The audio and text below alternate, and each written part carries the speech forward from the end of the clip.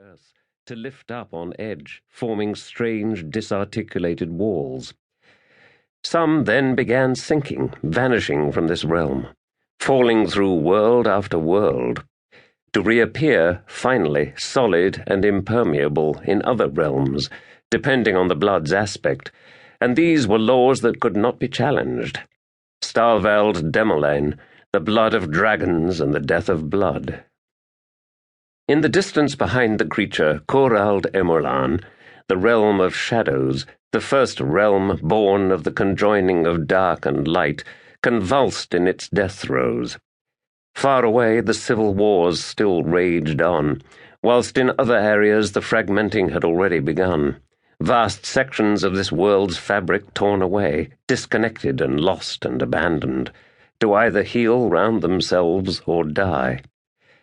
Yet interlopers still arrived here, like scavengers gathered round a fallen leviathan, eagerly tearing free their own private pieces of the realm, destroying each other in fierce battles over the scraps. It had not been imagined by anyone that an entire realm could die in such a manner, that the vicious acts of its inhabitants could destroy everything.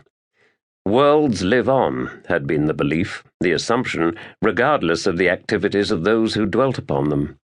Torn flesh heals, the sky clears, and something new crawls from the briny muck. But not this time.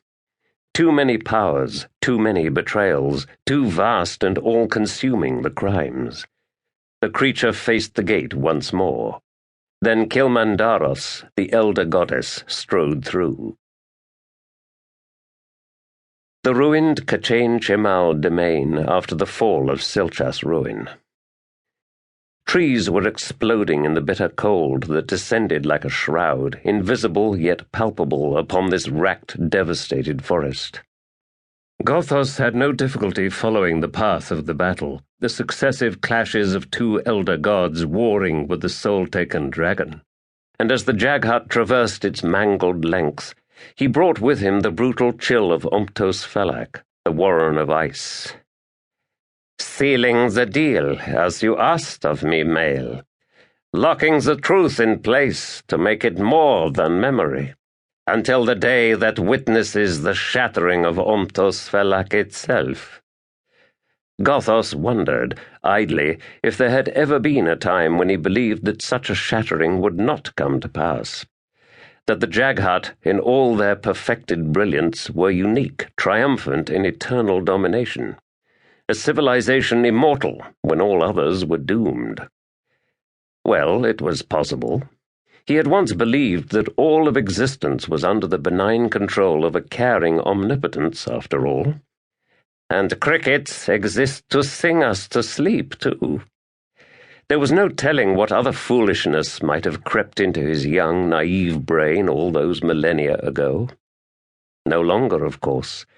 Things end, species die out. Faith in anything else was a conceit, the product of unchained ego, the curse of supreme self-importance. So what do I now believe? He would not permit himself a melodramatic laugh in answer to that question. What was the point? There was no one nearby who might appreciate it, including himself. Yes, I am cursed to live with my own company. It's a private curse, the best kind. He ascended a broken, fractured rise, some violent uplift of bedrock, where a vast fissure had opened, its vertical sides already glistening with frost when Gothos came to the edge and looked down. Somewhere in the darkness below, two voices were raised in argument. Gothos smiled. He opened his warren, made use of a sliver of power to fashion a slow, controlled descent towards the gloomy base of the crevasse.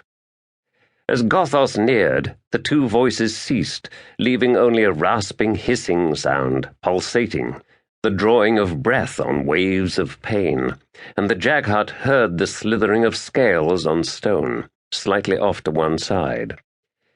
He alighted atop broken shards of rock a few paces from where stood Male, and 10 paces beyond him the huge form of Kilmandaros, her skin vaguely luminescent, in a sickly sort of way.